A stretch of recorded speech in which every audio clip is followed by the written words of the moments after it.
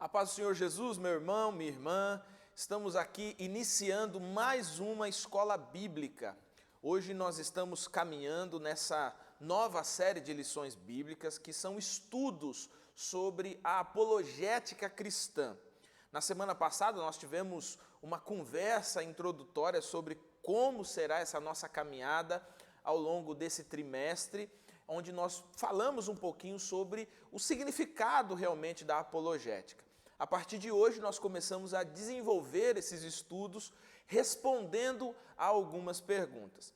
Antes de nós entrarmos nesse assunto, eu queria dizer para você o seguinte, para você compartilhar esse link, compartilhar aí, botar no seu WhatsApp, no seu Facebook, nas suas redes sociais, aí Instagram, Twitter, colocar o link desse nosso estudo para que outras tantas pessoas elas possam ter acesso ao estudo da Palavra de Deus nessa manhã. Eu quero agradecer muito a sua presença, muito a sua audiência aqui com a gente e vamos então para o nosso estudo de número 2. Olha só, você sabia que existe no mundo em torno de 12 grandes religiões? Quando nós falamos grandes religiões, são aquelas religiões que somam milhares de pessoas.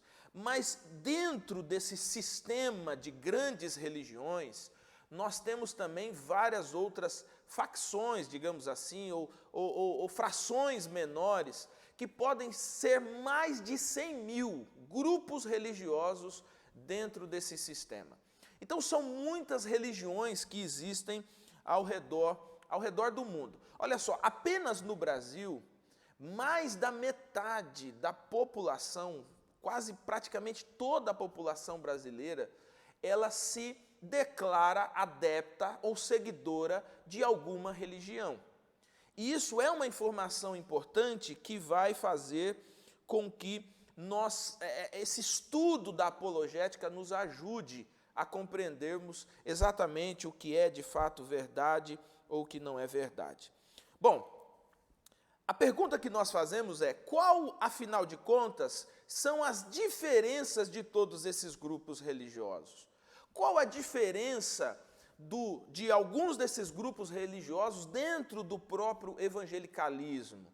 Qual a diferença dessas igrejas, por exemplo, para a promessa, né? A maneira como essas igrejas lidam com a palavra de Deus e como a promessa lida com a palavra de Deus.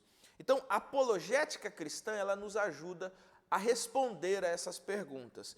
E para nos ajudar nessa manhã, a responder algumas dessas perguntas, está conosco aqui o pastor Willy. Pastor Willy, mais uma vez, seja muito bem-vindo e que nós tenhamos um bom estudo aqui da Palavra de Deus. Amém, amém. Prazer estar aqui com os irmãos, com você, pastor Samuel. Satisfação, temas importantes a gente tem estudado aqui nesses tempos. Que, mais uma vez, Deus nos abençoe e nos ajude a trazer luz, né, diante de tudo isso que a gente tem estudado. Amém, amém. Bom, antes de qualquer coisa, nós precisamos frisar o seguinte: cada pessoa, ela tem o direito de escolher a sua crença, de escolher a sua religião. O nosso programa, o nosso estudo aqui, ele não está dizendo ou não está provocando aqui uma falta de liberdade de escolha, vamos colocar assim dessa maneira. Uma das grandes dádivas do protestantismo, inclusive no Brasil, depois de meados de 1800, é o que nós chamamos de liberdade religiosa. Tá? Algumas pessoas, infelizmente, elas confundem Estado laico com Estado sem religião. Mas o nosso país, o Brasil, ele é um Estado laico. E o que significa isso? Não significa um Estado sem religião, e sim um Estado onde todas as religiões são protegidas, onde todas as religiões são invioláveis, e o que nós chamamos de liberdade religiosa. Então, o que nós vamos estudar aqui não tem a ver com contradizer essa liberdade, mas exatamente o oposto disso, que é reafirmar a liberdade religiosa quando ela nos permite professar e defender a nossa fé. Então, o que nós vamos fazer aqui?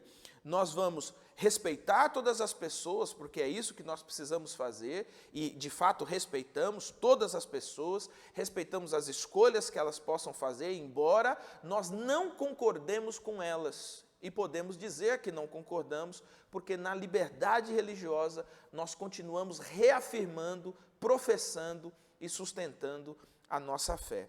Por isso, pastor Willy, depois de eu fazer essa introdução aqui, né? Antes da gente propriamente entrar nessa conversa sobre seitas e heresias, eu gostaria que, a título de compreensão aqui na introdução do nosso assunto, que você nos desse uma definição ou uma explicação de onde é ou no que nós definimos ou nos baseamos para dizermos aquilo que nós cremos. Sim, isso é bem importante. A nossa fé, a essência da nossa fé, ela está toda baseada na palavra de Deus, na palavra de Deus. A gente fala no estudo da hermenêutica que ela é uma palavra, e da exegese também, né? Ela é uma palavra divina humana. Divino porque é 100% inspirada por Deus. Foi Deus que inspirou cada trecho, cada ensino, cada revelação. É por meio da palavra que a gente entende o Deus a quem nós servimos, o plano de Deus, a criação de todas as coisas. Então foi toda inspirada e revelada por Deus de uma maneira sobrenatural, né? Toda. Porém transmitida a seres humanos, né? Que transmitiram nas suas capacidades, nas suas limitações, nas suas linguagens, transmitiram para a gente a mensagem de Deus. Mas é importante a gente perceber que tudo que a gente acredita está embasado na palavra de Deus revelada de forma sobrenatural. Então, cada decisão, cada escolha, cada caminho que a gente toma, sempre queira Deus que cada dia mais esteja fundamentado na palavra de Deus revelada, que para a gente, Adventistas da Promessa, é a única regra de fé e prática, né? Nós não temos... É lógico que Deus pode, assim, ajudar pessoas a escreverem livros importantes para nos ajudar na interpretação da Bíblia, mas, essencialmente, inspirada por Deus, única, é ela. É a Escritura Sagrada, né? E é nela que está a nossa inspiração. Você estava falando, por exemplo, dessa questão dos limites, vamos colocar assim, limites intelectuais, culturais, que cada escritor da Bíblia tem, né? Sim. São cerca de 40 autores a Bíblia, né? E aí, assim, eu estava pensando nessa expressão que você usou, e quando nós fazemos, por exemplo, quando você faz uma exegese de algum texto, e exegese, para o irmão que não sabe, é justamente esse estudo mais aprofundado de uma perícope, né, de um trecho, ou de um trecho mais longo, enfim. Uma das coisas que são consideradas, por exemplo, né, é a exegese linguística, né? E aí se percebe claramente que entre os autores da Bíblia havia uma diferença de dominação da língua, né? Alguns eram mais rebuscados, outros eram mais coloquiais, né? Sim. Há uma simplicidade de alguns natural, mas que transmitem a mensagem. Isso é bem interessante. Isso é muito interessante, porque isso prova, e nós vamos ver na lição de número 4, né, quando a gente estudar essa questão da confiabilidade da palavra de Deus, nós vamos ver que, apesar de serem vários escritores, o fato de ter sido inspirado significa que quem sustenta e quem dá autoridade àquele escrito não é a capacidade do escritor de dominar a língua e etc., mas aquele que o inspirou. Né? E é curioso também de perceber que eles estavam sempre lúcidos, conscientes, né? A revelação bíblica é muito importante a gente falar isso. Ela é inspirada por Deus, porém é uma consciência plena daquele que a transmite. Eles entendem a mensagem, para quem estão falando, por que estão falando, porque existem meios religiosos que têm uma inspiração diferente, uma inconsciência daquele que recebe coisas do tipo. É um transe, né? Às vezes o cara toma um chá diferente lá e acorda com umas revelações e tal, e a Escritura Sagrada não é isso. Né? Não, eles estão conscientes, plenos, entendendo a mensagem de Deus, o contexto da mensagem. Legal. Por que nós começamos com essa pergunta aqui?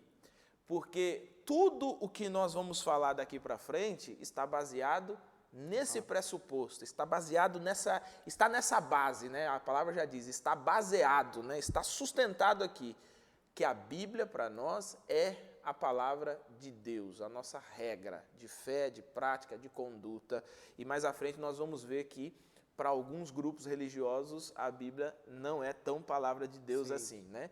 E aí você já vai percebendo aí esses princípios, né, de heresias, né, digamos assim. Você ia dizer alguma outra coisa, não? Não. Não?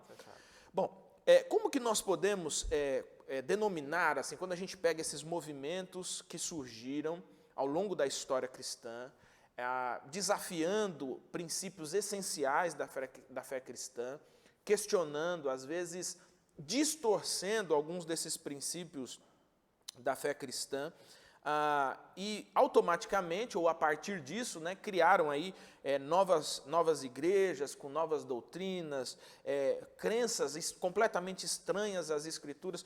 Como que nós podemos denominar esse tipo de movimento? Bom, como a gente disse no começo, isso não é uma essência nossa, isso é uma essência da fé cristã, a palavra de Deus. Eu sempre digo que se a gente acertar, a gente está debruçado na palavra de Deus. Se a gente errar, a gente está tentando interpretar a palavra de Deus. Sim. Então, o nosso esforço está diante da palavra. Porém, na história, surgiram vários grupos que rompem com esse princípio. Então, sempre que você tem dentro do meio religioso os princípios essenciais definidos, alguém rompe com esse princípio, aí você tem a formação de uma seita, que ensinam heresias, que estão fora dos princípios essenciais de uma confissão. Então, o nome dado a essas comunidades, seitas, grupos, né, que formam esses grupos, que quebram alguns paradigmas, eles são chamados aqui de seitas e de heresias, que vai além disso. Seita é aquilo que eles porque eles se apartam, né? Sim. Mas nesse sentido, acho que a lição faz, inclusive, uma pontuação, que quando ela usa essa palavra grega aí, que é traduzida, né, por sectários, etc., sim. Ela tem sempre um sentido negativo ou não? Nesse sentido de seita e de heresia. Quando a gente vai para essa questão, a gente percebe que quando a gente olha para o contexto bíblico, a palavra que era usada aqui para seita, né, e para heresia era a mesma. Então, aireses. Estou lendo certo? Aireses. É só o Eleuto que manja disso. Só o Eleuto que é bom desse negócio, né? Mas é assim, pelo menos, que está escrito. Mas, pelo menos, o sentido a gente consegue pegar pelo dicionário quando a gente mergulha nos contextos, né? De vez em quando eu boto no Google para ver o que o Google fala, né? Exatamente. Né? Escutar ele falando o tom que fala. É o tom que fala. Só um parênteses aqui, irmãos. A gente está fazendo essa brincadeira aqui, mas é porque, obviamente, o pastor Willy citou aqui uma palavra grega, né? E às vezes a gente tem muita dificuldade de pronunciar, de fazer a pronúncia fonética da palavra da maneira correta, né? Então a gente estuda a palavra, a gente entende a palavra, mas às vezes a gente não consegue pronunciar a fonética semelhante a que eles usavam, né, nessa época, né? E aí às vezes o pessoal às vezes tem um que diz que a fonética é assim, outro diz a fonética é desse outro jeito, né? Então a gente fica com a essência que é a palavra, né? Tradução independente. Independente. Né? Nossa, aqui. Mas esse termo aqui é interessante quando a gente olha para o contexto bíblico, que ele dá um sentido de partido. Né? Quando você tem uma seita, você cria um partido, você cria um grupo. Quando você defende uma opinião, quando você faz uma escolha. Então é esse grupo que fecha aqui. Quando essa palavra ela é traduzida depois vem para o latim, que eles começam ali a pegar esse secta, né, que você citou, depois vem para a seita para a gente. Mas a raiz no Novo Testamento é a mesma, vem desse mesmo sentido. E quando a gente olha para o contexto bíblico, a gente percebe que, às vezes, ele era usado de uma maneira muito comum, que a gente chama de uma maneira neutra. Até na lição entrou como uma maneira neutra. Isso é a identificação de um grupo. Então, você tinha dentro do contexto bíblico, você pega lá em Atos capítulo 5, o grupo dos saduceus. É uma linhagem dentro do farisaísmo que tinha alguns pontos diferentes. Em relação ao caminho dos mortos, à ressurreição. Então, assim, é um grupo que defende uma opinião, um posicionamento. Isso é comum aqui, a gente fala que é o sentido natural do... a gente também tem os próprios fariseus, que também eram outro grupo que formava, que se organizava a partir de determinado ponto de doutrina, de pensamento. Inclusive, os próprios cristãos são chamados de uma seita, né? Agora surgiu uma seita chamada seita dos cristãos. Sim. Inclusive, o próprio Império Romano, ele não intervia porque ele achava que era só mais uma dissensão dos judeus, né? Mais um movimento. Então, a ideia aqui acaba não sendo tão negativa, porém, acaba identificando que existem os grupos, né? Eu acho que nesse sentido que você coloca aqui, de sempre negativo, não. É o grupo dos cristãos, ele acaba rompendo com o grupo do judaísmo e formando aquele grupo ali que é chamado de seita dentro daquele contexto. Eu acho que nesse sentido acaba não sendo tão negativo, né? Porque você tem ali só uma identificação. Agora, há também o sentido pejorativo, né? E isso os apóstolos fizeram questão de, por vezes, repreender, exortar, ensinar, falar.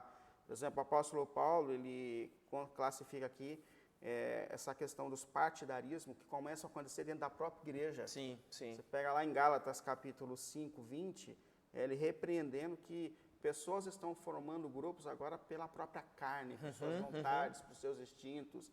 Aí é perigoso, aí é negativo. E é interessante que ele está falando disso dentro de um contexto de igreja local mesmo, né? Dentro de igreja, né? Sim. Então, dentro da própria igreja, ele percebe que gente começa a distorcer.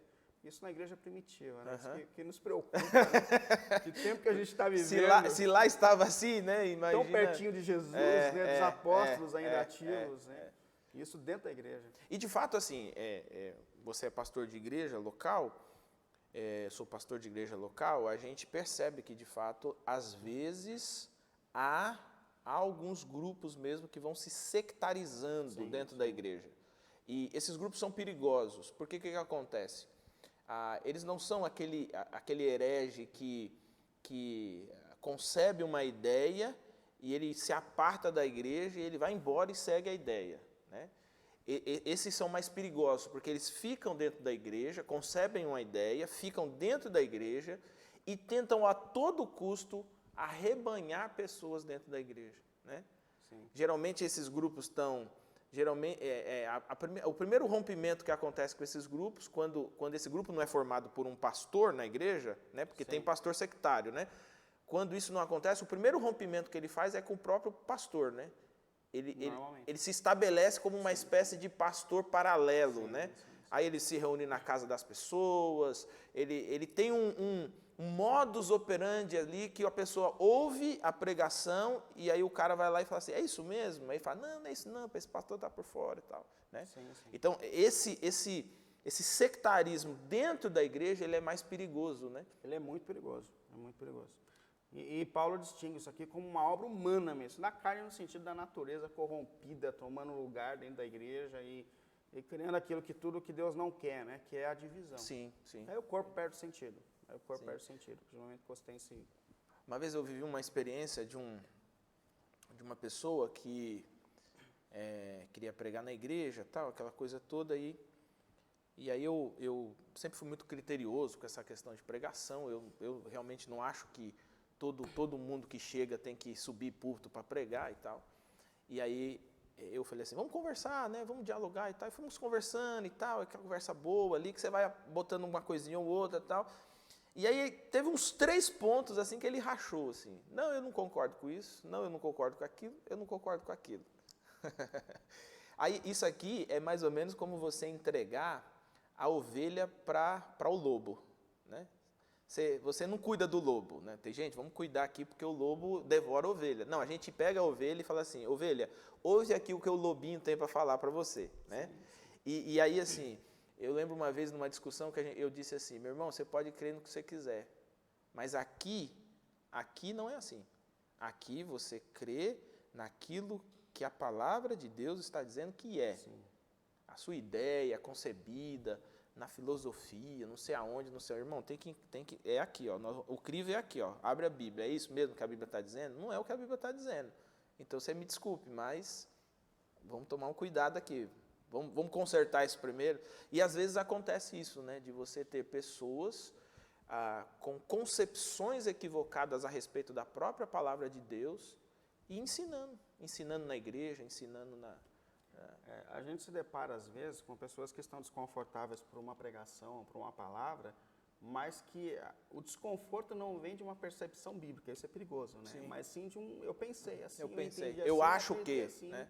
Eu sempre achei assim, é importante isso. E Paulo está dizendo que esses grupos aqui, eles acabam dividindo o corpo, né? Então ele está falando aqui a respeito desse sentido aqui mais pejorativo. São os grupos que acabam se tornando, se formando dentro da igreja, mas não são saudáveis, eles são carnais, eles estão equivocados diante disso.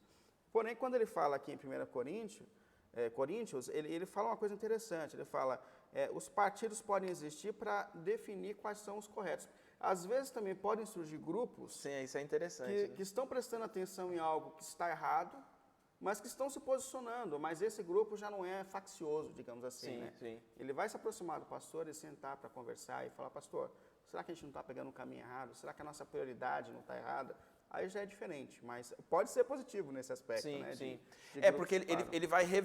Quando o errado é revelado... E, aliás, aqui há um detalhe interessante, né?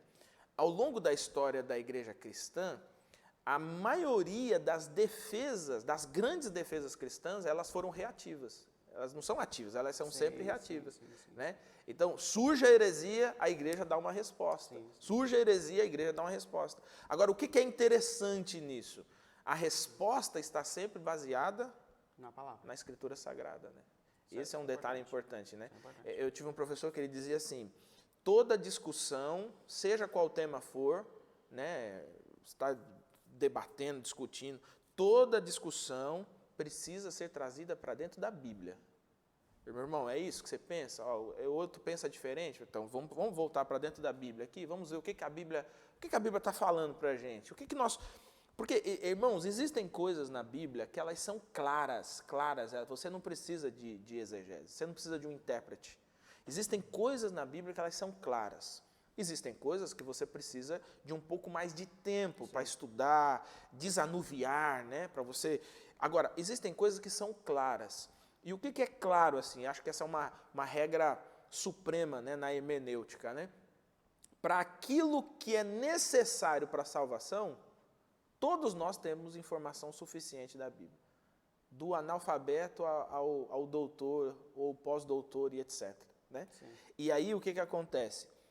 Infelizmente, algumas pessoas, elas seguem os ensinamentos, mas não são como os bereanos, né? Elas não vêm para a Bíblia. Não né? pesquisam, não debruçam. Né? E que algumas coisas, abrindo a Bíblia, já são resolvidas. Sim, né? sim. Então, Pedro ele também destaca essa questão dessas seitas perigosas, desses grupos, né? Onde ele fala lá na segunda carta que ele escreveu, capítulo 2:1, que ele fala que se levantaram no meio da igreja falsos profetas, e que começam a criar outros grupos com base em outros ensinos que não vêm do Evangelho. É curioso a gente perceber a Bíblia falando a respeito de outros evangelhos. Outros evangelhos. Só existe um. Mas o ser humano ele é capaz de criar novos. Né? O Paulo fala isso, inclusive, em Gálatas. Paulo né? fala isso. Vocês deixaram o evangelho para seguir outro evangelho. Então, é essa possibilidade. E esse outro evangelho é perigoso. E ele está falando aqui, Pedro, na segunda carta aqui que ele escreveu, que viriam por profetas, ensinando outras vozes dentro da igreja, ensinando outros princípios e outros caminhos. Mas para a gente definir, voltando para a pergunta essencial, o que é então uma seita, né, ou uma heresia? A seita é esse grupo então que rompe com alguns princípios essenciais da fé cristã, algumas coisas importantes. E a heresia é o ensino errado. Então a heresia é aquilo que é ensinado fora do princípio bíblico, que é o nosso conjunto de regra de fé e prática. Legal, então isso é interessante a definição, porque você pode ter heresias dentro assim, por exemplo, dentro da própria igreja, né? Então pensa assim, a minha igreja local, ela pode ter um grupo que se destaca e começa a construir uma heresia ali dentro mesmo, né? Eles não saem para formar outra igreja, nada, fica ali mesmo, né? Então é interessante a definição, porque não é só abrir uma igreja pensando ou pregando diferente, né? Às vezes dentro do próprio... Que eu acho que é o mais problemático, na verdade, né? Quando você tem esse grupo dentro do próprio grupo, criando, né, outras ideias. Não que a gente não possa ter novas ideias, né? Mas tudo isso dentro de uma comunhão só, com o pastor da igreja, com a comunidade, com o princípio essencial da igreja, né? Eu costumo dizer assim, se o pastor não pode saber, o negócio já está meio esquisito. Tá estranho, né? Já está estranho. As intenções podem até ser boas, mas se o pastor não pode saber, o negócio já está meio esquisito, né? É verdade. Agora, você tocou aí no finalzinho sobre essa questão do ensino ou do rompimento e ensino de coisas que são essenciais, por exemplo, para a fé cristã. E esse é um debate antigo, né? Essa é uma discussão antiga na igreja cristã. O que de fato é essencial, e aí nós vamos debater, discutir, nós vamos brigar para manter, e o que é não essencial, né? E a gente tem falado muito a respeito disso desde a última série de lições, sobre essas questões essenciais e questões não essenciais à fé. Poderia nos ajudar a entender um pouco mais isso, essa questão do que é não essencial, do que é essencial? Acho que é começando a pensar que na teologia existem algumas questões que são centrais e essenciais. Por exemplo, a fé bíblica, Cristo é o único suficiente Salvador. É Deus revelado, né? Deus revelado, Deus encarnado, é maior do que a nossa capacidade de entender como Deus pode ser Deus e se tornar humano 100%. 100%, 100%. Mas e ponto final. São questões essenciais que cresceram com a fé cristã, com o desenvolvimento da teologia cristã. Palavra de Deus como única regra de fé e prática. Como eu disse lá no começo, a gente acerta, a gente erra, mas é nela que a gente está debruçado, tentando encontrar o caminho. Salvação somente pela graça de Deus. A obediência sempre virá como uma resposta ao amor, à graça que nos alcançou. Então, esses princípios, são alguns que a gente pode citar aqui, mas são princípios que estão, apesar das discussões teológicas que sempre existiram dentro da igreja, a respeito de como a gente vai servir o Deus que nos redimiu, são discussões que sempre estiveram no centro da caminhada cristã. Isso é bem importante. Você estava falando de novo aí da Bíblia, estou com esse negócio na cabeça, né? Essa ideia na cabeça, e aí eu vou reproduzir aqui, né? Quando a gente pega um livro, por exemplo, de teologia sistemática, um livro de teologia sistemática ortodoxo, todos eles começam, o primeiro capítulo é destinado à Bíblia. Né? A Bíblia. E é interessante assim, a parte mais densa, mais extensa de qualquer livro de teologia está relacionado com a pessoa de Cristo. Sim, exatamente. Né? É muito interessante, começa com a Bíblia, mas no ponto central da teologia está a pessoa de Cristo, né? Aí você estava falando, né, que é um negócio complexo, né? 100% Deus, 100% homem, né? Eu li um livro, As Duas Naturezas do Salvador, e eu tive que ler umas 3 vezes, irmão. Do Heber? Do Heber. Heber Campos, eu já vi, então. Eu tenho ele lá. Foi seu professor, né? Foi meu professor também. E você lê de novo, você volta no livro para ler de novo. Porque, de fato, é um mistério extraordinário. Sim. Né? Um mistério extraordinário. Mas esses pontos que você citou, então, esses são essenciais, né? Sim, essência da nossa assim, alguns dos que são essenciais, sim, né? Sim. Eu acho que é importante a gente destacar isso, né? E a partir disso a gente discute as demais coisas. Sim. Eu acho que uma coisa é você entender que você é salvo por Cristo, pela graça de Cristo, que a orientação vem toda da palavra de Deus, entender quem é Jesus, o que Jesus fez, por que Jesus fez, que é só pela graça. E a nossa discussão a partir disso é como a gente vai servir o Deus que nos redimiu. É aí que a gente chama de, e agora? E agora? Como que a gente vai definir agora como a gente serve esse Deus Redentor? Mas como salvos, né? Como redimidos pelo sangue. Eu acho que é importante e às vezes há um equívoco, né? De você querer fazer para ser salvo, ou para ser bem visto por esse Deus e etc. Né? Quando, na verdade, isso já é uma resposta que você já é salvo e já é bem visto por esse Deus. Então, a sua caminhada se direciona a partir daquilo que Ele já fez, daquilo que você já é nele, né? E não o contrário, você não faz para ser nele, né? E isso é muito importante, viu, meus irmãos e irmãs, você que está assistindo a gente. A compreensão daquilo que Cristo fez, do sacrifício de Cristo, é o ponto inicial de toda a nossa caminhada cristã. Então, a gente não faz ações ou conserta a vida, ou ajusta isso ou aquilo, para que Deus nos ame ou para que Deus nos salve. Não, Ele nos busca e Ele nos transforma, né, através do seu chamado, eleição, regeneração. E aí, salvos, uma vez salvos, ele nos coloca no caminho da santificação. E no caminho da santificação é essa a pergunta, né? Como eu vivo para agradar esse Deus que me salvou? Né? Como corresponder? Esse amor, e a gente vai perceber que sem a própria ação de Deus, a gente também não consegue caminhar muito. Sem a ajuda de Deus é impossível. Sem a ajuda da palavra de Deus que mostra o caminho, que é a lâmpada que a gente precisa. Tinha uma frase, você citou o Dr. Eber, né? Sim. E o Dr. Eber mostrou que a palavra de Deus é capaz de rasgar o ser humano no meio. Sim. Ele dava umas aulas e explicava a respeito do amor de Deus. E ele falava muito isso. Ele falou assim, olha, não tem nada que justifique o amor de Deus por você. Isso tem a ver com Ele mesmo. Agora, como você vai corresponder a esse amor, você precisa realmente... Aí tem a ver. Aí faz sentido. Eu acho extraordinário. Extraordinário. Agora, como que a gente consegue entender essa questão das seitas, das heresias? a partir dessa proposta, né? Já tem um tempo que colocam essa proposta das 4 operações matemáticas, Sim, né? sim. Adição, subtração, divisão e multiplicação, né? Sim. Como que essas... Inclusive você tem acesso aí, se você entrou lá no site da IAP, né, portal IAP, lá naquele material de apoio ao professor, nós colocamos lá, tem lá uma imagem assim para você entender um pouquinho isso que nós vamos falar agora, que é essas operações matemáticas que nos ajudam a entender, ou pelo menos identificar uma seita ou uma heresia. Né? Fizeram um trocadilho aqui, né? Trocadilho. Uma jogadinha aqui para você lembrar das... Mas é importante, porque são pontos de fato essenciais. Ele marca mesmo, né? Essa ideia marca na cabeça. Né? Eu acho bem interessante aqui a ideia.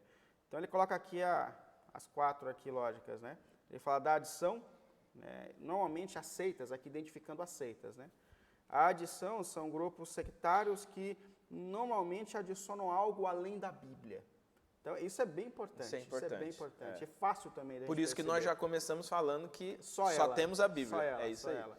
Mas, normalmente, as seitas que ensinam heresias, elas sempre têm a Bíblia e algo mais. Isso fica...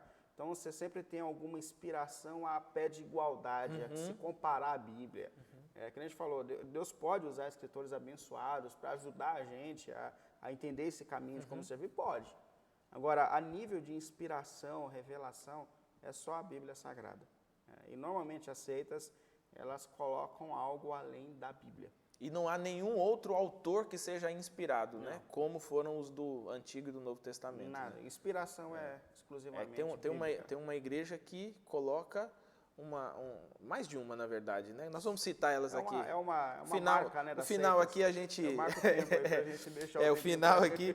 E é interessante, que é justamente esse ponto, né? Então você tem uma pessoa, um escritor ou um profeta que ele é inspirado, ou seja, ele está em pé de igualdade. Então, sim, a Bíblia está dizendo isso, mas o fulano está dizendo isso aqui também. Às vezes, se a interpretação do fulano for diferente da Bíblia, eles ficam com a interpretação do fulano. Tem um problemão, porque você tem esse pé de igualdade, né? Então, uma das marcas da igreja cristã é que a inspiração bíblica ela é única e exclusiva. Nada se compara a essa. Então, é a primeira aqui. Normalmente, eles adicionam algo a mais à Bíblia, né? Algo a mais à inspiração. A segunda aqui é a operação da subtração. O grupo sectários subtraem algo da pessoa de Jesus. Isso é bem interessante também a gente perceber, porque normalmente esses grupos, eles não dão a Jesus a glória que lhe é devida, né? O mérito, a honra pela sua obra, pela sua pessoa. Então essas pessoas normalmente têm dificuldade em entender que Jesus Cristo é Deus encarnado, Filho de Deus, que entrou na história, que a obra de Cristo na cruz ela é plenamente suficiente para a salvação, que tudo é pela graça dele, né? Então normalmente eles subtraem de Cristo algum atributo, alguma característica daquilo que ele fez, daquilo que ele é. Isso também é bem importante. A terceira operação aqui é a multiplicação. Os grupos sectários ensinam que Jesus ele é importante, mas não é tudo. Eles multiplicam formas pelas quais as pessoas podem ser salvas. Então, na fé cristã, a gente tem, é isso que a gente falou desde o começo. Cristo salvou-nos, né? Ele já manifestou salvação sobre a nossa vida. A salvação é simplesmente pela obra e completamente pela obra, o que é agoniante para a gente, porque a doutrina da graça ela nos agoniza um pouco, porque a gente é treinado pela recompensa. Sim.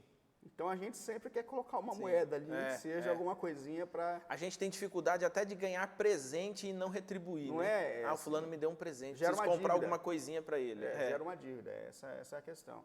Então, desde criança a gente treina, a gente tem filho, a gente sabe disso. Se for bom, você ganha, se não for, você perde. Aí, de repente, chega alguém dizendo que o que Cristo fez é plenamente suficiente, não há nada mais a ser feito, Jesus fez tudo. Então, isso de fato... Então, diante dessa dificuldade humana, sempre existiram grupos querendo somar a obra de Cristo mais a obra humana. Sempre tentaram multiplicar, aqui que fala, né? Precisa de algo a mais além de Cristo. Geralmente algo relacionado a alguma exclusividade que a seita tem, né? Sim, exatamente. Né? Algum ponto dogmático, doutrinário, que é ele que vai preencher o que falta.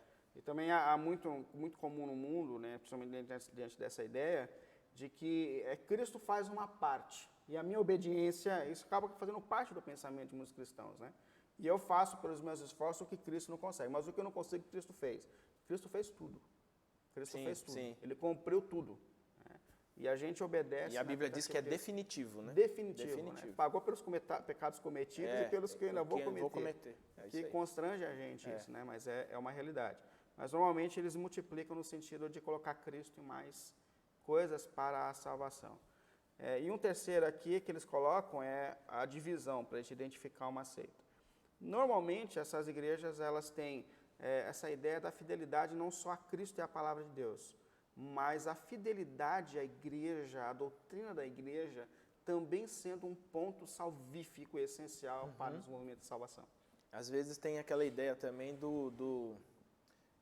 da cobertura espiritual. Cobertura espiritual. Né? Então o cara fala assim, vou mudar de igreja, o cara fala assim, você vai arrumar desgraça para sua vida. Por quê? Porque você vai sair debaixo da cobertura espiritual do apóstolo, do bispo e etc. Né? A gente sabe que o pastor ele acaba sendo o líder espiritual da igreja, ele intercede pela igreja, mas não nessa dimensão de que o reino é mais ele não é o dono da ovelha. Ele não é o dono, exatamente. E não é ele que abençoa a ovelha também, exatamente, né? Exatamente. Bom, eu tinha até colocado aqui para a gente falar um pouquinho sobre algumas dessas heresias que surgiram aí ao longo da história, né? A gente tem a questão da própria escritura, né? Com Ário, por exemplo. Temos o problema da pessoa de Cristo, né? Essa ideia que você já colocou, né? Essa dificuldade de compreender 100% Deus, 100% homem. Aí um quer que seja 100% Deus somente e não homem, o outro quer que seja 100% homem e não tem Deus na história, vira Deus depois do sacrifício, enfim. Tem a heresia também ali de Marcião, né, com a própria escritura, né, enfim. Mas eu vou pular essa questão, pular essas questões, né, e se você tiver interesse de conhecer um pouquinho mais, nós vamos incluir um material, alguns artigozinhos ali no site do portal Setup, o site do Setup. Nós vamos incluir alguns artigos falando um pouquinho sobre essas heresias históricas, né, que nós tivemos ao longo da trajetória da igreja cristã. Porque, pastor William, eu queria destacar aqui um pouquinho alguns desses movimentos religiosos que são exemplificados, por exemplo, na nossa própria lição. Obviamente que nós não temos tempo hábil aqui de nos aprofundar e debater e expor todos os pontos doutrinários desses vários grupos que existem. Mas nós vamos destacar esses aqui que foram colocados na lição, talvez aqui a gente comente alguns, para que a gente entenda um pouquinho por que nós chamamos de heresia. Né? Por que, olha, o grupo tal faz tal coisa, isso aqui não é o que a Bíblia está dizendo. Né? Poderia exemplificar um pouquinho? A gente pode começar com o primeiro aí? É importante a gente perceber que esse é um problema que a igreja tem enfrentado desde o começo. Enfrentou contra os judaizantes, que eram legalistas, e pessoas que tentaram trazer vários tipos de pensamentos e doutrinas para dentro da igreja, quebrando o que é essencial. E, infelizmente, esse mal afeta-nos de uma forma até os dias forte, de hoje, né?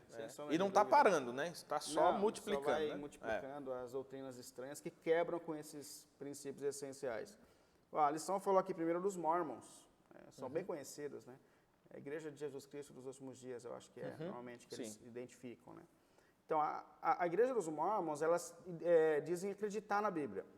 Eles dizem que, de fato acreditam na Bíblia como regra de fé e prática.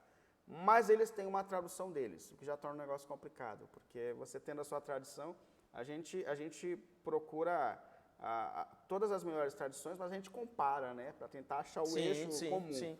Mas a gente não tem uma nossa que vai favorecer a nossa interpretação. A nossa interpretação, exato. Mas eles têm uma tradução específica deles. Eles têm também o Livro dos Mormons, que vai naquela questão de Bíblia, mais algo inspirado. Então aqui a gente tem a identificação aqui de uma seita, porque eles acabam nivelando aqui a questão da Bíblia Sagrada com a revelação Sim. que eles também têm. Isso é muito complicado. Sim. Isso é muito complicado porque você pode acordar amanhã dizendo que teve alguns sonhos e que resolveu escrever. E aí, que como é é de que Deus. faz, né? Aí eu falo, mas eu também tive os meus sonhos e não estou batendo com os Mas seus. E aí, como a gente faz isso agora? não tem fim, né? Isso não tem fim, Isso né? é muito perigoso, essa questão da revelação pessoal equiparada com a palavra de Deus, né? Mas eles têm também o livro dos Mormons. Os Mormons, quando a gente percebe os detalhes das doutrinas deles, a gente percebe que eles têm também uma salvação por obras, né? A dedicação às obras no processo de salvação, apesar de acreditarem em Cristo, é muito importante, né? Para a autojustificação, para a salvação. Então a gente percebe aqui no primeiro aqui que eles citam aqui são os Mormons, né? Identificados aqui e muito conhecidos no nosso tempo. Sim. Muito conhecidos no nosso tempo. Segundo o que eles citaram aqui, são as Testemunhas de Jeová. Eu acho que essas são os mais conhecidos. Né? São. Talvez sejam os maiores grupos hoje no Brasil, são os maiores grupos, né? Desses grupos mais sectários, né? E tem uma força, né, de chegar nas casas muito grande pelo método que é bem eficiente usado. Eu já fui eu fiz um serviço uma vez numa igreja de Testemunhas de Jeová, um templo, né? Eles chamam de salão, né? Salão do reino. E eu fiquei impactado com a organização deles. Impactado. Muito bem treinados, os paizinhos. Eles disseram que o que é pregado em um salão é pregado em todos os lugares do mundo, que é uma marca também de uma seita, que eles são extremamente organizados. Então ele falou assim, isso aqui é a pregação do fim de semana. E são concentrados numa pessoa ali, né? Numa ideia, né? Não tem uma diversidade muito grande, é tudo de um direcionamento. Então eles são muito bem organizados e eles são influenciados muito por Ário, né? Que foi uma pessoa combatida na história da igreja cristã. 300 alguma coisa, 320 e poucos lá, tem um concílio. Antes do concílio de Nicéia, né? Antes do concílio de Nicéia, eles têm ali um concílio para poder lidar com o ensino diário, que não acreditava na pessoa de Jesus Cristo como divino, que duvidava do Espírito Santo como sendo um ser pessoal. Sim. Então, eles abraçam esse ensino diário e traz esse conceito. Então, a pessoa de Jesus é um ser criado para as Testemunhas de Jeová. E não um Deus eles vão dizer que ele é o primeiro criado, ele né? é o primeiro, né? Ele acaba sendo... É difícil você É o primogênito, né? Ele é um Deus menor, Jesus, ele é um Deus criado, é um Deus que está ali de baixo, mas é nessa linha. Então, eles também têm dificuldade com relação a pessoa do Espírito Santo. Nós entendemos o Espírito Santo como um ser pessoal, divino, né, como sendo o próprio Deus. A gente percebe isso claramente no texto bíblico, Jesus dizendo que é da mesma essência, que vem um como eu. Depois o Espírito Santo sendo sensível, né, a tanta movimento, proíbe, libera, fica chateado. O Espírito Santo de Deus é um ser pessoal. Sim. Mas as Testemunhas de Jeová não entendem ele como um ser pessoal, porém como uma força, provavelmente, de Deus que se manifesta. Eles entendem como uma das faces de Deus, né? Uma das maneiras como Deus se manifesta. Uma das manifestações. E também tem uma tradução específica deles da Bíblia. Sim. A tradução bastante questionável, inclusive, né? Bastante questionável a tradução, do ponto de vista linguístico mesmo, né? Bastante questionável, né? E fica mais fácil assim, né? De fato, se a gente fizesse uma Bíblia favorecendo todos os nossos pontos dogmáticos, a gente ia perder dor de cabeça, né? Perfeito. E é interessante, você está falando aqui dos Testemunhas de Jeová, mas enquanto você falava dos Mormons, eu fiz eles têm um curso que eles dão, eles vão às casas das pessoas e eles oferecem, que é uma espécie de estudo, né? Eu fiz uma vez um dos estudos com eles e eu li o livro de Mormon, né? E assim, infelizmente a gente não tem tempo, mas assim, além do fato de você ter um livro que tem pé de igualdade com a Bíblia, né? Você poderia tranquilamente pegar, ok, então vamos fazer o seguinte, vamos pegar esse livro, vamos entender o que esse livro está dizendo. E aí, dentro desse livro, meu irmão, a saraivada ele está cheio, lotado de heresias, né? Sim. E acontece o mesmo com a Bíblia dos Mormons. Então, assim, eu tenho uma tradução, tradução Novo Mundo, né, que chama. Eu tenho uma Tradução Novo Mundo. E você lê e ela mesma já se contradiz ela mesma, né? Porque essa que é a confusão, né? Quando a palavra de Deus ela é deixada de canto, né? A palavra de Deus, a Bíblia a palavra de Deus ela é inspirada, ela tem autoridade, ela é suficiente, mas ela é inerrante. Sim. Ela não se contradiz, ela não contradiz a ela mesma, porque o autor principal é o Espírito Santo, né? Sim. E aí você tem aquela confusão, assim, você fala, meu Pai amado, de onde saiu essa ideia? De onde surgiu isso? Quando você aprofunda um pouquinho, é assim, é um sonho, é um anjo que apareceu. No caso do livro de Mormon, foi um anjo que apareceu, Sim, né? sim. Moroni, né? E aí, assim, você tem várias coisas acontecendo, além do corpo macro, né? E aqui, meus queridos irmãos, todas as informações que estão contidas aqui, se você olhar na sua lição bíblica, está aí as notinhas de rodapé para que você mesmo possa comprovar. Você pode entrar, os registros foram tirados de sites oficiais dessas denominações, então não são informações secretas, são informações abertas, que foram pesquisadas, e você vai ver claramente, quando você faz um contraponto, mas é isso que pensa sobre Cristo? É isso mesmo? Sobre o Espírito Santo? E aí não dá para encaixar, né? Eu acho interessante que nessas seitas também, eles têm muito um caminho fácil, eles são espertos nesse aspecto, né? Porque fica mais fácil. Então você não vai ter um crente começando ali, aprendendo a ver várias traduções de Bíblia, a comparar as coisas. É isso aqui. Vai que aqui está o perfeito. Aqui que tá é uma certinho. Característica da seita. Ela é perfeita, ela tem a doutrina perfeita, ela tem a revelação perfeita. É importante a gente perceber isso. Nós somos o remanescente de Deus, nós somos os Sim, salvos de Deus. Então, fora de nós, você tá Todos são frito. doentes, problemáticos, né? Só a gente tem essa visão. O Espírito Santo só está com a gente, Deus só está com a gente. Né?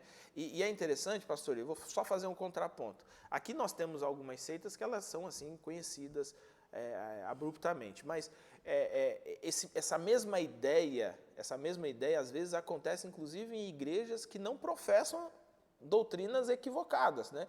Quando, por exemplo, o pastor diz assim, tá vendo, ó, aqui tem milagre, lá não tem, aqui tem, porque aqui Deus está, né? Aqui não tem, lá não tem homem de Deus, aqui tem homem de Deus, né?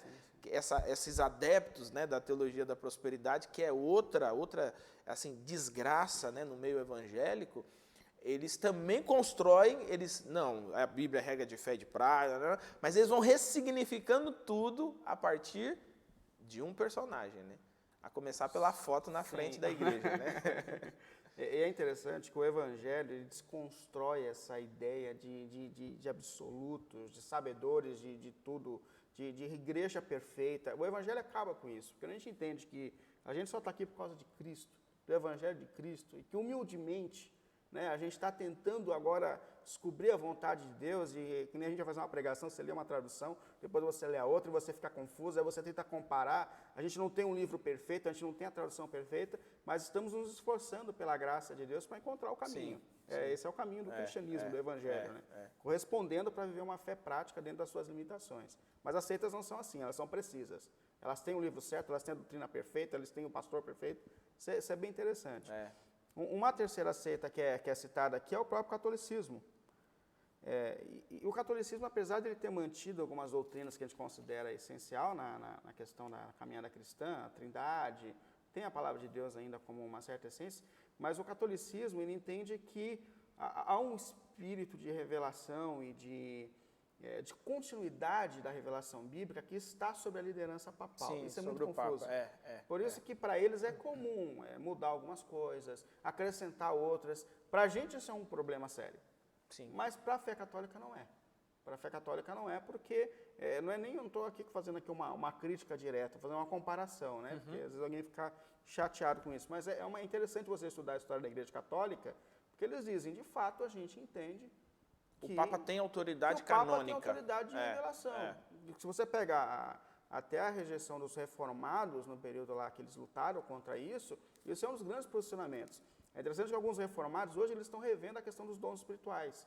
Sim. Mas, na época, eles romperam porque a Igreja Católica se tomava posse. Porque colocava no Papa. A revelação, né? Nós temos a profecia. É o ex-cátedra, né? Sim. É interessante isso. E hoje, já que passou, né, essa discussão, a gente percebe até alguns reformados revendo assim, a importância dos dons para a igreja, para esse tema. Mas naquele tempo eles se posicionaram. Naquele tempo foi bastante difícil. E a luta deles era contra essa questão, né, do espírito contínuo de revelação. Então, se eles têm algo além daquilo que tinha sido revelado, que a palavra de Deus ensina, eles acabam entrando nesse conceito. Por isso que um dos pontos de Lutero é o sola scriptura, né? Sola escritura. Então, somente a Escritura, nenhuma outra. Aquilo é uma resposta direta, aquilo é um dado direto. Sim, é um resumo, né, do que foi a a discussão deles naquele período. Aí a gente tem aqui, em último também, a gente cita a questão da Igreja Adventista do Sétimo Dia. Que mexe aqui, porque tem esse nome, né, do Adventista, né? Que tem Adventista aqui, tem Adventista lá. E muitos crentes da nossa igreja, a gente se identifica como Adventistas, né? Mas nós somos promessistas, viu, irmãos? Promessistas. Com a graça de Deus, promessistas. Com a graça de Deus. Mas é importante a gente perceber isso, porque às vezes eu vejo alguns irmãos dizendo que existe um preconceito contra nós, e eles não percebem que o preconceito está relacionado a coisas com as quais a gente também se posiciona. Isso, a gente é contra, inclusive. É contra. É importante isso perceber, né? A gente também não concorda com exato, isso. Exato. Entendeu? Então, a gente fala, a gente está acertando, errando, a gente está tentando, mas é na palavra de Deus. Então, quando a gente vai para o estudo do Adventismo do Sétimo Dia, uma das questões que são mais tocantes é a questão da Ellen White. Sabe que o nome do filho mais velho da Ellen era Willie. Era tem um problema aqui. Verdade. Era o Willie, né? Mas eu acho que era o Willier, né? Que alguns aparecem o Willie e outro é o Willier. Então tem uma coisa diferente, não é idêntico, não. E uma das questões é que o Adventismo considera a Ellen uma escritora inspirada, seriedade em relação a tudo que ela recebeu, só nos Estados Unidos, os centros que existem, guardando tudo que ela recebeu, e pega em pé de igualdade a Escritura Sagrada. E a gente viu desde o começo que uma das marcas da igreja cristã é que a palavra de Deus é única, nada se compara, nada se iguala. É diante da palavra de Deus que a gente está debruçado. E quando a gente lê esses livros da Ellen, a gente percebe muitas coisas difíceis para a fé cristã. Sim. Uma delas é em relação ao sábado, é por isso que muita gente rejeita a doutrina do sábado, porque quando a gente pega lá os escritos, e até tem aqui as citações, como você falou, é importante para que a gente tenha o acesso ao material. Acesse diretamente, né? E perceba isso, mas de fato... Ninguém está inventando nada. Não, e está acessível para que você possa ler. São livros publicados, que eles fazem questão de publicar. E um dos livros mais específicos dela, assim, decisivos, ela fala a respeito do sábado, assim, dando um aspecto de salvação eterna. Isso é uma coisa que a gente não acredita nesse aspecto. De crer, como a gente fala, como uma resposta à salvação pelo que Cristo fez. E não o contrário, né? Não o contrário, como um caminho de salvação. Só Jesus pode salvar. E uma outra coisa que pesa muito no mundo teológico, a gente estuda teologia, a gente sofre por isso, como o pessoal fala, é adventista. Você tem que ficar explicando o tempo todo. Do santuário, né, do tabernáculo celestial que eles têm. A gente sabe que... Isso é difícil demais, meu Deus. Isso é muito difícil, isso é muito difícil. E para lembrar os irmãos, né, é uma doutrina, eles tiveram lá um estudioso, sendo ruim ou não, mas ele estava tentando, que interpretou as profecias de Daniel, e ele entendeu que Jesus tinha uma data certa para voltar, 1843, né? Se eu não me engano, a primeira vez. Isso o pastor Ademilson sabe as datas tudo de cor. Isso aí é com a Adel. Se eu errar alguma coisa, vocês mandam uma mensagem para Adel que ele corrige, né? E errou, óbvio, que Jesus não veio. Aí ele corrigiu a conta, refez a conta. Se eu não me engano, quando a gente fazia seminário, você uma vez apresentou essa conta que ele fez. Foi isso mesmo, foi. Eu achei esses dias o material, foi eu, o Felipe, o pastor Felipe e mais alguém. O Samuel estava nessa apresentação aí. Há muitos anos atrás, uns 15, 20 anos atrás. E eu estou revelando a idade. Rapaz, nós estamos ficando velhos. 10 anos atrás só. E aí ele tenta acertar, tenta de novo, erra. O Miller em si, ele volta para casa, ele a gente não sabe exatamente qual igreja, a linhagem protestante ele era, porém o grupo continua. Aí depois alguém entre eles tem uma visão de que nesse período não é que Jesus voltaria, mas que lá no tabernáculo celestial, ele passou de um lugar santo. Ele voltou de forma invisível, né, do santo para o santíssimo, né? Isso. Ele passa então a fazer a expiação. Isso deixa muito confuso. E é muito estranho, porque Hebreus está dizendo que ele fez lá de uma vez para sempre. Para sempre. E nessa ideia, nessa doutrina, ele continua a fazer, né? Ainda tem o juízo investigativo, né? Sim. Tem uma outra dificuldade lá na frente também, aquela do bode expiatório. São muitas coisas. São muitas coisas. Jesus Miguel. Né? Jesus e Miguel. São muitas coisas, né? Bom, meus queridos, a gente não tem, nosso tempo, assim, não dá para aprofundar, assim, muito mais, mas, como nós temos dito, além da nossa lição bíblica, você pode acessar aí os materiais que tem disponíveis, né? Nós temos, inclusive, um livro que foi publicado, um livro do Setup, publicado pela editora, que é a Apologética. E nesse livro nós dedicamos um capítulo desse livro para conversar sobre seitas e heresias, né? Então, aqui deu para a gente ter um um panorama, né? E aí esse panorama é importante por quê? Porque aqui nós descrevemos o que a igreja, o que os promessistas não são, né? Então, às vezes, algumas pessoas dizem assim, vocês são adventista da promessa, vocês são seita. Não, não, jovem, peça aí, você tem que entender aqui que a doutrina promessista, ela não se encaixa lá. Nós seguimos a Escritura Sagrada, nós não temos profeta exclusivo, inspirado, nós não temos literatura inspirada, nossa interpretação da Bíblia é aquilo que claramente na Escritura vai se revelando, né, à medida que nós estudamos, como o pastor Willi falou, né, com humildade, com devoção. A gente não lida com a Bíblia como sendo um livro qualquer, não. Para a gente ela é a palavra de Deus. Sim. Então a gente lida com devoção. O pastor Leluto usou uma expressão interessante, ele falou assim, nós não vamos para a Bíblia para achar erros doutrinários nos outros grupos, para ficar brigando, debatendo. Não, nós vamos para a Bíblia para alimentar a alma, para alimentar o coração, né? À medida que somos alimentados, nós temos condições de nos contrapor. Opa, peraí, isso aí é meio estranho, né? Às vezes é uma frase, às vezes é uma colocação que passa desapercebido ali, mas que está contrariando a palavra de Deus. Pastor Willi, estamos chegando aqui ao final. E eu queria te perguntar o seguinte, como que nós podemos defender a fé cristã, a fé evangélica, com seriedade e dedicação? Eu queria que você desse uma palavra para quem esteve conosco aqui, acompanhando a gente até esse momento, desse uma palavra a respeito dessa defesa da fé com seriedade e com dedicação. Eu não vejo um outro caminho a não ser levando a palavra de Deus a sério. A palavra de Deus revelada, inspirada, trazendo a vontade de Deus ao máximo para o centro das nossas vidas. Fora disso, tudo é paliativo, tudo é pequeno, diante daquilo que Deus já revelou na sua palavra. Então, aqui tem questões para a gente mergulhar a nossa vida. Mas eu tenho certeza que todos esses grupos, seitas, outros grupos paralelos, em algum momento eles se desprenderam da palavra de Deus revelada. Sim. Em algum momento eles viraram as costas para aquilo que Deus revelou.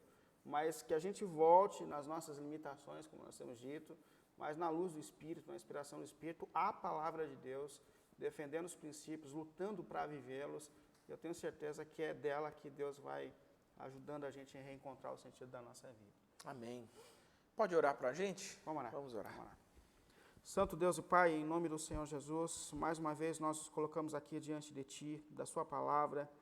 Sabemos que na história, Senhor, tantos grupos se levantaram para longe de Ti, para longe dos Seus princípios eternos, soberanos, mas nós estamos aqui, Senhor, humildemente, diante da Sua palavra revelada, inspirada, querendo viver para a glória e para louvor do Teu nome, querendo corresponder ao amor que alcançou e transformou as nossas vidas. E nós pedimos, Pai, pelo nome santo de Jesus, ajuda-nos, ilumina o coração de cada crente, de cada irmão e irmã que faz parte da Igreja Adventista da Promessa e de igrejas Tuas no mundo, Senhor, para que a gente possa viver, Senhor, cada dia mais, para a glória e para o louvor do Teu nome, segundo os Seus propósitos eternos para a nossa vida e para a nossa caminhada. Em Cristo, Pai. Amém. Amém. Pastor Willi, mais uma vez obrigado. Um abraço lá para a igreja de Vila Formosa e um abraço 2 vezes especial para a igreja do Boa. Você conhece bem, né? Igreja do meu coração. Amém. Meus irmãos, obrigado por você que esteve com a gente nesse período. Meu irmão, minha irmã, estudando a palavra de Deus. Eu quero lembrar você mais uma vez, né, de que nós temos aí algumas literaturas que podem ajudar você a compreender melhor todas essas coisas que nós estivemos estudando aqui. Então, você pode acessar lá portalsetup.org, você pode acessar o site da Editora Promessa, e quando você tiver dúvidas, há pastores à disposição para ajudar você a compreender algumas dessas coisas. Que Jesus abençoe você. Eu te espero na próxima semana, próximo sábado. E aí? Deus existe ou não existe? Há provas da existência de Deus ou não? Esse é o assunto da nossa próxima lição. Eu te encontro na próxima semana com a graça de Jesus.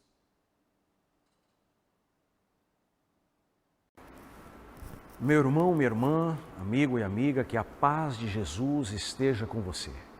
Esse é o momento missionário da série Junta de Missões, Encontros que Transformam. No Evangelho escrito por Marcos, no capítulo 1, versículos 40 ao 45, está registrado o encontro de Jesus com o homem leproso. Esse é o encontro do leproso com o médico dos médicos, o encontro do doente com o sanador, o encontro do enfermo com o curador, o encontro do impuro com o restaurador de vidas, o encontro do desamparado com aquele que recebe, o encontro do fétido com o cheiro suave, o encontro do mal cheiroso com aquele que limpa, o encontro do desgraçado com aquele que é a própria maravilhosa graça, o encontro do rejeitado com aquele que abraça e afaga, o encontro daquele que está em estado de apodrecimento com aquele que faz milagres, pois é a própria ressurreição e a vida. O encontro do intocável com aquele que toca, regenera, transforma e salva. Diz assim o texto sagrado, Marcos 1, versículo 40. E aproximou-se dele um leproso que, rogando-lhe e pondo-se de joelhos diante dele, lhe dizia: se queres, podes limpar-me. O encontro é fortíssimo, impactante.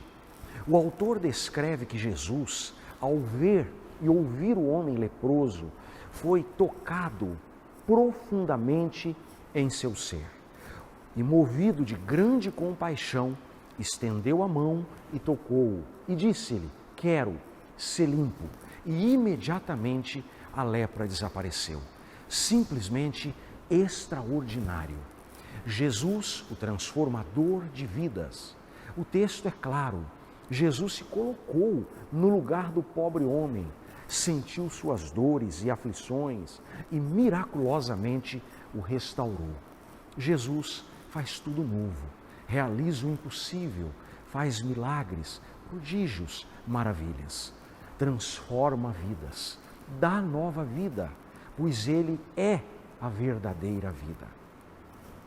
Precisa de uma transformação em tua vida?